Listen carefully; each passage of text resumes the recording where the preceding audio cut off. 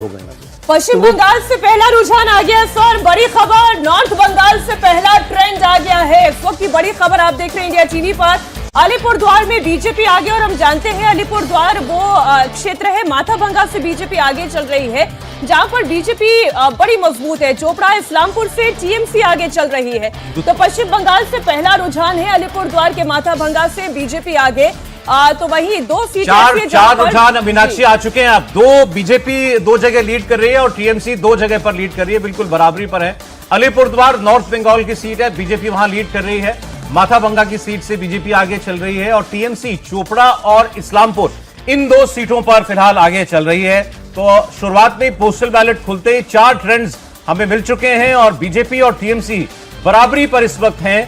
अभी थोड़ा वक्त लगेगा इन रुझानों को थोड़ा और कंसोलिडेट होने में। जब थोड़े और ट्रेंड्स आ जाएंगे तो ये हम बात कर पाएंगे कि कहां किसको कौन सी पार्टी जो है वो एक लीड लेती हुई दिखाई दे रही है, मार्जिन उसको ज्यादा मिल रहा है। अभी फिलहाल जो शुरुआती चंद मिनटों में भी तो 4 मिनट हुए गिनती शुरू हुए, उसमें 4 ट्रेंड्स हमारे पास हैं और दो रुझान बीजेपी और टीएमसी को। ये भी इंटरेस्टिंग है कि पश्चिम बंगाल से ही ये पहले रुझान आए हैं। देवेंद्र जी हाँ, बिल्कुल सर। बॉस में शुरुआती दौर में जैसा सर ने पूछा कि पोस्टल बैलेट में तो सरकारी कर्मचारी के अलावा जो दिव्यांग लोग हैं या सीनियर सिटीजन हैं, उन सबके लिहाज से उनको वोटिंग की सुविधा दी जाती है। और ख़ास तौर पे जो क्लोज साइट इलेक्शन होता है वहाँ पर पोस्टल बैलेट का रोल बहुत अहम हो जाता है। जैसे पिछले बंगाल विधानसभा चुनाव में लगभग 35 सीटें ऐसी थी जिस पे हार जीत का फासला 5000 से कम था और पोस्टल बैलेट की जो संख्या थी वो 1 लाख से ज़्यादा की थी। तो आप समझ सकते हैं कि अगर उन सीटों पर ये रहा होगा पोस्टल बैलेट का मार्जिन तो कितना निर्णायक हो सकता है। और इस बार वहाँ बंगाल से जो पता चल रहा था वो ऑफिशियल डाटा अभी शुरू में नहीं आता, वो काउंटिंग के बाद आता है,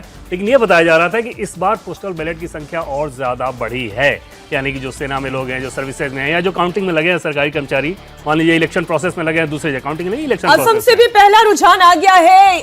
126 सीटों में पहला रुझान बीजेपी के पास दिखाई दे रहा है। बड़ी खबर आप देखें तो पश्चिम बंगाल में 7 सीटों का रुझान आ गया है, 4 बीजेपी के पास, 3 टीएमसी के पास। असम में 126 सीटों में से पहला रुझान और पहले रुझान में बीजेपी आगे दिखाई दे रही है। अलीपुरद्वार की बात करें, जैसा हम लगातार आपको दिखा रहे हैं कि अलीपुरद्वार तो वैसे भी बीजेपी का गढ़ है, वहां पर बीजेपी के लिए ज्यादा चुनौती नहीं है। लेकिन जब आप ग्रेटर कोलकाता की सीटों की बात करेंगे तो वहां पर बीजेपी के लिए एक लड़ाई टफ है। माथाभंगा से बीजेपी आगे चल रही है, दिनहाटा से बीजेपी आगे चल रही है और चोपड़ा इस्लामपुर से टीएमसी लीड कर रही है। तो 3 सीटों पर टीएमसी और 4 सीटों पर बीजेपी आगे। एक और सीट का देखिए ट्रेंड है, गोलपोखर, यहां से टीएमसी आगे है। बंगाल के शीतलकुची से बीजेपी इस वक्त आगे चल रही है, गोलपोखर से टीएमसी आगे चल रही है। तो जो ट्रेडिशनल स्ट्रॉन्ग होल्ड है बीजेपी का नॉर्थ बंगाल का, वहां से बीजेपी को पहला बढ़त मिली है। बताएंगे दिनहाटा सीट बहुत दिलचस्प है क्योंकि पिछली बार सबसे कम वोट से डिसाइड हुई थी ये सीट। सिर्फ 57 वोट से भारतीय जनता पार्टी ये सीट जीती थी दिनहाटा की। अगर अभी पहले पोस्टल बैलेट में बीजेपी को लीड मिल रही है और ये सीट अगर लीड बढ़ती है तो फिर ये ट्रेंड भी दिखाएगा चुनाव का। बहुत सबसे कम अंतर वाली सीट थी 57 वोट से। इस बार एक बड़ा फर्क ये भी पड़ा है, जो माइग्रेंट से जो अलग अलग राज्यों में काम करते हैं, गुजरात में काम करते हैं या दिल्ली में काम करते हैं, बिहार में, वो सब गए हैं पश्चिम बंगाल अपना वोट डालने के लिए। और इन राज्यों में ज्यादातर जो लोग रहते हैं वो नरेंद्र मोदी के सपोर्टर माने जाते हैं क्योंकि वो उन सरकारों में काम करके देख रहे हैं। जो गुजरात में जितने माइग्रेंट लेबर्स हैं, जब वो बंगाल जाएंगे तो जरूर नरेंद्र मोदी के नाम पर वोट डालेंगे। तो पश्चिम बंगाल की 11 सीट। और बात यह है कि उनको पहली बार ये भरोसा हुआ है कि हम अपना वोट हम ही डाल पाएंगे। ऐसा नहीं होगा कि हम पहुंचेंगे, कहा जाएगा वोट पड़ गया जाइए। ये कुमारग्राम से बीजेपी आगे, कूच बिहार उत्तर से बीजेपी आगे चल रही है। 8 सीटों पर इस वक्त पश्चिम बंगाल में भारतीय जनता पार्टी रुझानों में आगे है और तृणमूल कांग्रेस 4 सीट्स पर इस वक्त लीड कर रही है। और असम में भी 3 ट्रेंड आ चुके हैं, तीनों भाजपा के पक्ष में जाते हुए दिखाई दे रहे हैं। और बंगाल में 8 और 5 का स्कोर है इस वक्त टीएमसी और बीजेपी के बीच में। 8 सीटों पर बीजेपी आगे है, टीएमसी 5 सीटों पर आगे चल रही है। शीतलकुची वो एक सीट है जिस पर बीजेपी आगे है। टीएमसी इटाहार से इस एक नई सीट का और रुझान आया है, वहां से आगे हो गई है। तमिलनाडु और केरलम का भी रुझान अब आना शुरू हो गया है। केरलम में 4 सीटों पर रुझान आया है, 2 पर एलडीएफ और 1 पर यूडीएफ और एक बीजेपी पर वहां पे अपने गठबंधन सहयोगियों के साथ आगे दिखाई दे रही है। और केरलम के अलावा तमिलनाडु की भी कुछ सीटों का रुझान आ गया है, वो भी आप देखें।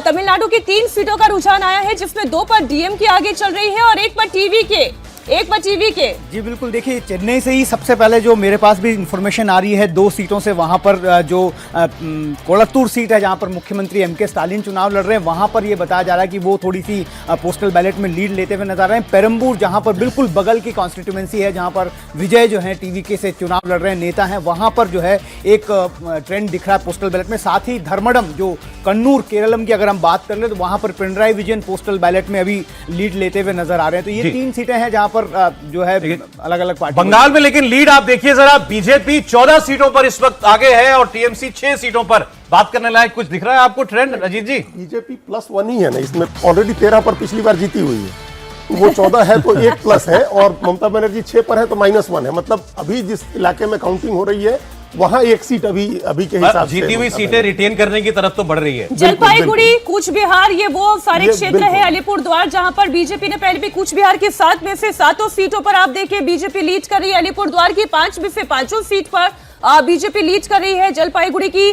7 में से 2 सीटों का रुझान आया है जिसमें एक पर बीजेपी लीड कर रही है। बिल्कुल, तो ये हाँ, ये भी बता देना चाहिए कि जो सीटें टीएमसी की है वो उन पर लीड कर रही है, और बीजेपी जिन पर लीड कर रही है वो बीजेपी की जीती हुई सीटें हैं। बिल्कुल, तो ये कोई बड़ा आश्चर्य और सरप्राइजिंग नहीं है। 27 से बीजेपी आगे चल रही है। एक और सीट का रुझान आपके सामने है।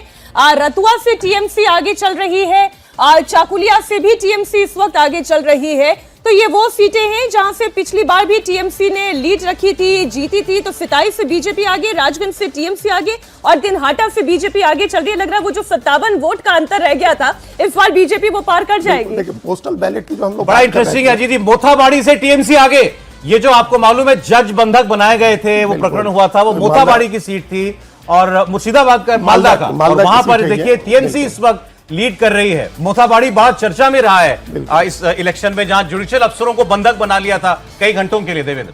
बिल्कुल सौरभ, और उस चीज ने टीएमसी का परसेप्शन बहुत ज्यादा खराब किया, क्योंकि बीजेपी ये जो दिखाना चाह रही थी कि किस प्रकार से अगर इतने ज्यादा घुसपैठी आते हैं, डेमोग्राफी चेंज होता है तो क्या सिचुएशन हो सकता है, उसका एक शानदार नजीर मिल गया उन लोगों को, ये दिखाने के लिए, नैरेटिव बनाने के लिए। और डिस्ट्रिक्ट के हिसाब से सौरभ अगर आप समझें तो मालदा, मुर्शिदाबाद, उत्तर दिनाजपुर और साउथ 24 परगना, ये वो 4 जिले हैं जहां पर बीजेपी दबाव में है। इसके अलावा एक क्रॉस स्टेट अगर आप देखें तो उसमें आपको बीजेपी कहीं दबाव में नजर नहीं आ रही थी। उनके अपने फीडबैक में, अपने सिस्टम से इन 4 जिलों को लेकर जरूर उनका कंसर्न रहा है थ्रू आउट इलेक्शन और वोटिंग के बाद भी, कि इन जिलों में टीएमसी को बहुत ज्यादा एडवांटेज है, इनमें से एक सीट पे आगे असम की भी 126 सीटों में से 8 सीटों पर रुझान आया है। बीजेपी इस वक्त 6 सीटों पर आगे चल रही है, 1 सीट पर इस वक्त कांग्रेस आगे चल रही है और बीजेपी अब 7 सीटों पर आगे चल रही है।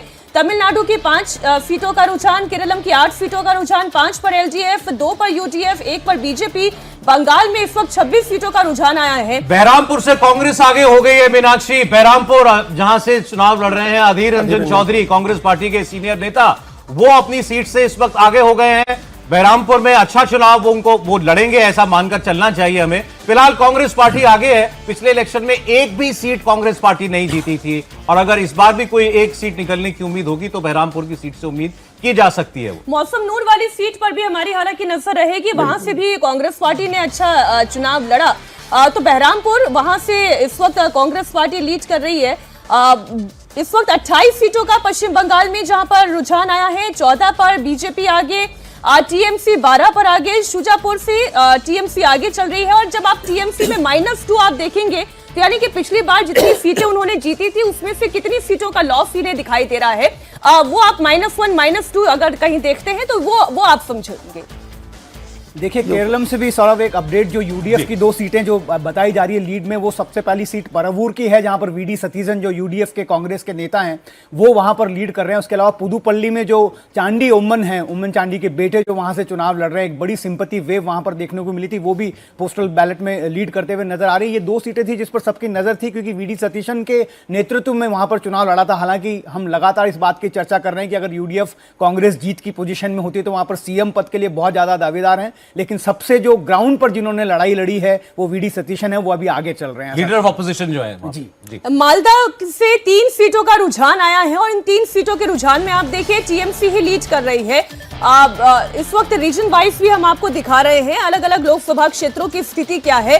बनगांव की 7 में से 2 सीटों का रुझान आया है, 2 पर बीजेपी आगे है। जलपाईगुड़ी की 2 सीटों का रुझान, 1 पे बीजेपी, 1 पर टीएमसी आगे है। रघुनाथगंज से टीएमसी आगे चल रही है, रघुनाथगंज से टीएमसी आगे। बहरामपुर से कांग्रेस पार्टी लीड करती दिखाई दे रही है। दार्जिलिंग की 7 में से 2 सीटों का रुझान, 1 पर बीजेपी और 1 पर टीएमसी आगे चल रही है।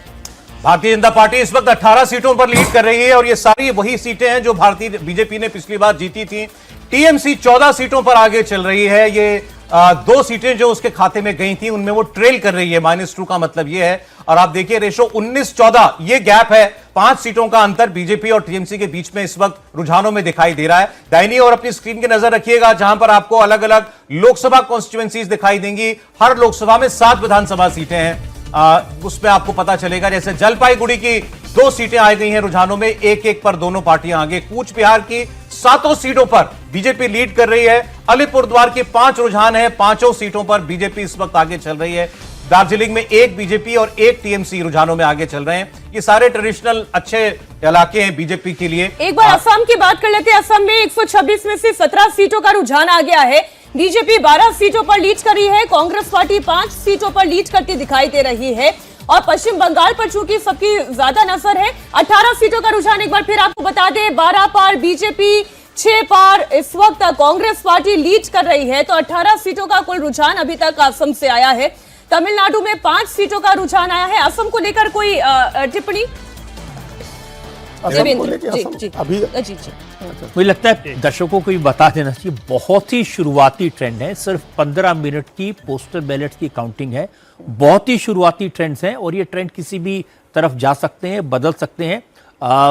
इन पर नजर रखना जरूरी है, लेकिन ये बहुत ही शुरुआती दौर। सर हमारे सारे उत्साह पर ठंडा पानी आप डाल रहे हैं। कोई बात नहीं, शुरुआती ही सही, यही ट्रेंड्स आगे जाके 1 घंटे के बाद भी, लेकिन अब शुरुआती माने जाते हैं आजकल। तो केरल में भी बहुत इंटरेस्टिंग ट्रेंड है सौरभ। 2 सीटों पर पहली बार इतिहास में ऐसा लग रहा है कि बीजेपी कम से कम बढ़त बनाती हुई दिख रही है। नेमम से राजीव चंद्रशेखर पोस्टल बैलेट में आगे दिख रहे हैं। उसके अलावा जो काड़ाकूटम है वहां से जो सब यूडीएफ कह रहे थे, अभी तो ट्रेंड्स में 15 पे एलडीएफ आगे चल रही है, 10 पर यूडीएफ। जी देखिए ये बहुत नेक एंड नेक फाइट है। शुरू से ये कहा जा रहा था कि वहां पर यूडीएफ के लिए केरला को निकालना इतना आसान नहीं है। रिपीट करने की बात, एक ही जो फैक्टर वहां पर नजर आ रहा था केरला में वो ये था कि जो फटीग है सीएम के चेहरे को लेकर, वो अगर लगातार लोग वहां पर ये कहते हुए सुनाई दिए। हमने जब लोगों से बात की तो उनका ये कहना था कि अगर एलडीएफ अपना चेहरा बदल देती तो इस बार हैट्रिक भी वहां पर लगती थी, लेकिन बहुत कांटे की टक्कर बट सर आलोकी मैं इस याद रखनी चाहिए कांग्रेस की विशेषता, जीत के मुंह से हार लेके आने की विशेषता जो कांग्रेस की है आपने और किसी पार्टी की आपको यूडीएफ अभी कोई डन डील नहीं लग रहा कि बिल्कुल नहीं। पश्चिम बंगाल की एक बार फिर से बात कर ले, 47 सीटों का रुझान आ गया है। 24 पर बीजेपी लीड कर रही है, 20 पर टीएमसी लीड कर रही है। और जब आप बीजेपी का नंबर देख रहे हैं तो इसमें +2 और टीएमसी में -5 आपको दिखाई दे रहा है। भाटपाड़ा से बीजेपी आगे चल रही है।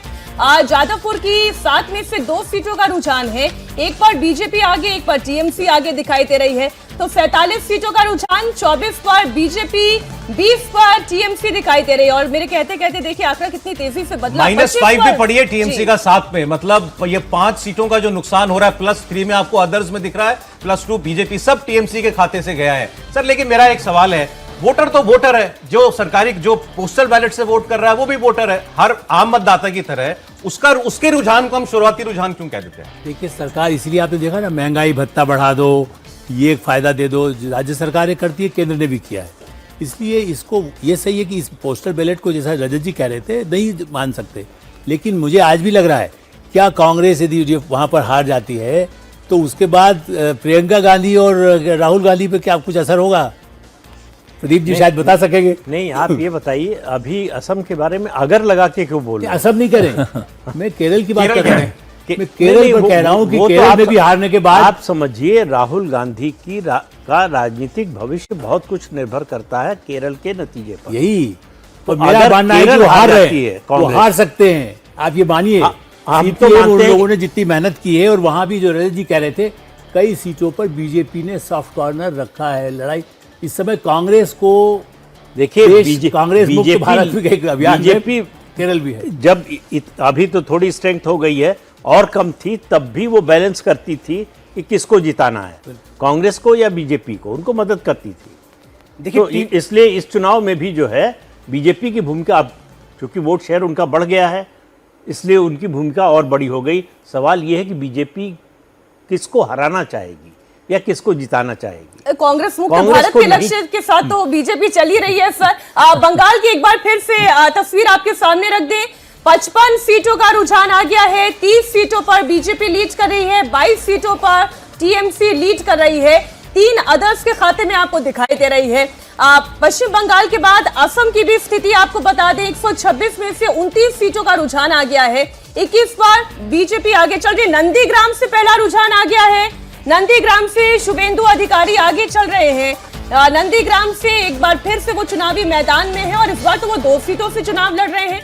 नंदीग्राम से पवित्र कर उनके ही अपने सहयोगी रहे, उन्हें चैलेंज दे रहे हैं और टीएमसी ने बड़ी समझदारी से उनके ही अपने करीबी को उनके खिलाफ खड़ा कर दिया। ठीक वैसे जैसे बीजेपी ने कभी ममता बनर्जी के करीबी रहे शुभेंदु अधिकारी को नंदीग्राम में ममता बनर्जी के खिलाफ खड़ा इंपॉर्टेंट है। कर दिया। नंदीग्राम बहुत, भवानीपुर ज्यादा इंपॉर्टेंट है, लेकिन नंदीग्राम भी उनकी होम सीट है। शुभेंदु अधिकारी लीड कर रहे हैं। 33 सीटों पर बंगाल में इस वक्त बीजेपी आगे है और तृणमूल कांग्रेस पिछली बार की अपनी 5 सीटों, जीती हुई सीटों पर ट्रेल कर रही है। कुल 27 सीटों पर इस वक्त उसको बढ़त हासिल है। बीजेपी का आंकड़ा 34 पहुंच गया है और जो 2 सीटें पिछली बार उसके खाते में नहीं थी उन पे भी वो लीड कर रही है। डायमंड हार्बर की सीट पर टीएमसी आगे चल रही है। अभी तक अभिषेक बनर्जी की चुनौती जो है वो असर दिखा रही है। बिल्कुल, अगर डायमंड हार्बर हार रही है टीएमसी, अगर हारती है तो आप समझिए कि बहुत बड़ी लैंडस्लाइड होगा, बिल्कुल वन साइडेड होगा। तो पूरा चुनाव जो है असम और बंगाल दोनों का वन साइडेड हो जाएगा।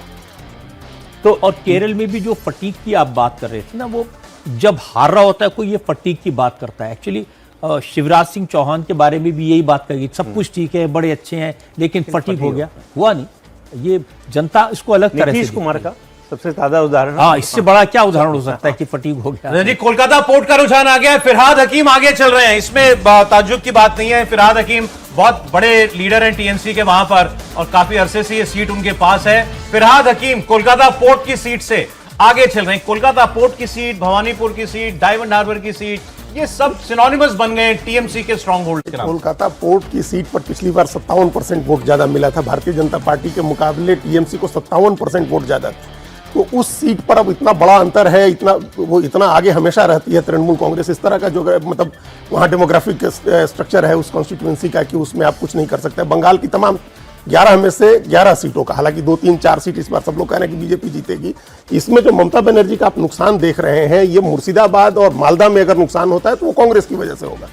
वही दिख रहा है मालदा में कांग्रेस, वहां कांग्रेस की वजह से होगा। बनगांव सीट का आप दिखा रहे थे, वो अगर 2 सीटें बीजेपी लीड कर रही है और वहां अगर लीड कर जाती है, बनगांव में ये शांतनु ठाकुर की सीट है और मथुआ बहुल सीट है, वहां प्रधानमंत्री गए भी थे वहां जाकर के और ठाकुरबाड़ी भी गए थे प्रधानमंत्री। तो अगर बनगांव में अगर 2 सीटों का रुझान आ रहा है तो इसका मतलब मथुआ के बारे में लेकर के जो आशंका पहले जताई जा रही थी कि उनके वोट बहुत कटे हैं और बीजेपी को नुकसान हो सकता है, वो नुकसान नहीं हो रहा है। सेकंड फेज में ज्यादा असर होगा उसकी एक बड़ी वजह यह है कि मथुआ समुदाय को ये लग रहा है कि हमको सिटीजनशिप अगर कोई दे सकता है तो बीजेपी ही दे सकती है। भले ही कानून बन गया, रूल्स बन गए और उनको अभी बड़ी संख्या में लोगों को अभी तक नागरिकता नहीं मिली है, लेकिन उनको मालूम है कि ममता बनर्जी नहीं देने वाली है, देगी तो बीजेपी। भरोसा दिलाया भी गया बीजेपी की तरफ। बीजेपी लगातार अमित शाह बोलते रहे, हर सभा में बोलते रहे कि आपको नागरिकता मिलेगी। खड़गपुर सदर से, भवानीपुर से ममता बनर्जी आगे, बड़ी खबर है। वो सीट जिसकी सबसे ज्यादा चर्चा है, सबसे हॉट सीट, भवानीपुर की सीट, शुभेंदु अधिकारी वर्सेस ममता बनर्जी। और पहला जो ट्रेंड आया है वो ममता बनर्जी को आगे दिखा रहा है। बड़ी खबर है, भवानीपुर में लड़ाई कांटे की होगी या एक तरफा, पता चल जाएगा अब कुछ मिनटों के बाद। फिलहाल जो अभी जितने भी मत गिने गए हैं उसमें ममता बनर्जी आगे चल रही हैं। कोलकाता की सीट है, भवानीपुर की सीट बहुत हॉटली कंटेस्टेड सीट है। पूरी टक्कर देने की कोशिश की है बीजेपी से शुभेंदु अधिकारी ने, लेकिन क्या मुकाबला बना पाएंगे या एक तरफा ये सीट ममता बनर्जी जीतेंगी? तो भवानीपुर से ममता बनर्जी आगे चल रही है। कुछ हॉट सीट्स की हम बात कर लें। भवानीपुर से शुभेंदु अधिकारी पीछे है, ममता बनर्जी आगे है। नंदीग्राम से पवित्र कर पीछे है, शुभेंदु अधिकारी आगे है। कोलकाता पोर्ट से बात करें तो यहाँ पर फिरहाद हाकिम की मजबूत सीट है, वो आगे चल रहे हैं। खड़गपुर से खबर आ रही है कि दिलीप घोष वो आगे चल रहे हैं।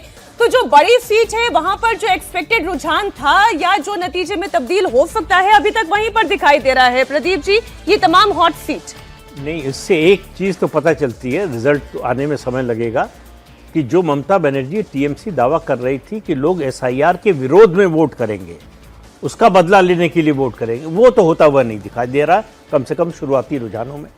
तो इसका मतलब है कि लोग अगर वोट कर रहे हैं, बड़ी संख्या में निकल कर आए हैं, वोट किया, वोटिंग परसेंटेज बढ़ा है, उसके अलावा एग्रीगेट भी वोटर्स का बढ़ा है, तो इसका मतलब लोग परिवर्तन चाहते हैं, ये इंडिकेशन है। जी, भवानीपुर बदलाव है, बदला नहीं।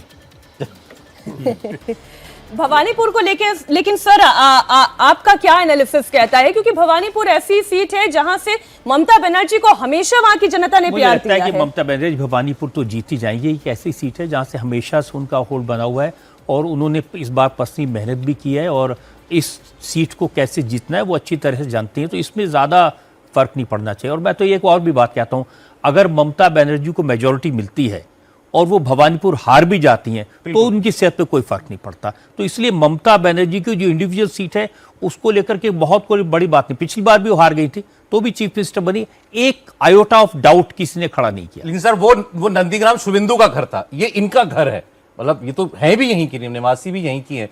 अगर वो परेशानी में है भवानीपुर में, तो ये इसका मैसेज पूरे स्टेट का क्या है? नहीं, अभी परेशानी में कहा है, अभी तो नहीं है। मैं कह रहा हूं अगर भवानीपुर में उनको कोई दिक्कत हो रही होगी तो क्या इसका मतलब उसको हम स्ट्रेट में पूरे में ट्रांसलेट कर सकते देखिए, हैं? अगर ममता बनर्जी भवानीपुर हारती हैं और डायमंड हार्बर अभिषेक बनर्जी हारते हैं, इसका मतलब है लैंडस्लाइड विक्ट्री होगी बीजेपी की, और ऐसी विक्ट्री होगी जिसमें ममता बनर्जी की पूरी पार्टी तिनकी की तरह उड़ जाएगी। एक पुराना बयान मुझे शुभेंदु अधिकारी का ध्यान आ रहा है। उन्होंने कहा कि नंदीग्राम में तो फिर भी चुनौती थी क्योंकि वहां पर मुस्लिम बहुलता है, जहां नंदीग्राम वन की हम बात करते हैं, लेकिन भवानीपुर में तो मुझे कोई चुनौती नहीं दिखाई दे रही है। वहां पर गुजराती वोटर भी है, गैर बंगाली हिंदू वोटर्स की रजत जी उन्होंने बात कही थी और कहते कि इनके दम पर यह जीत उनके लिए सुनिश्चित हो सकती है। नहीं, बहुत क्रूशल है भवानीपुर। अगर ममता बनर्जी हारती हैं और जैसे मैंने कहा डायमंड हार्बर अभिषेक बनर्जी हारते हैं, तो इसका मतलब तो होगा कि तृणमूल कांग्रेस पूरी तरह से साफ हो जाएगी पश्चिम बंगाल में, बीजेपी जबरदस्त जीत की तरफ बढ़ेगी। लेकिन अभी तक जो ट्रेंड्स दिखाई दे रहे हैं, अर्ली ट्रेंड्स हैं, उसके बावजूद ये कोई मुकाबला एक तरफा नहीं दिखाई दे रहा।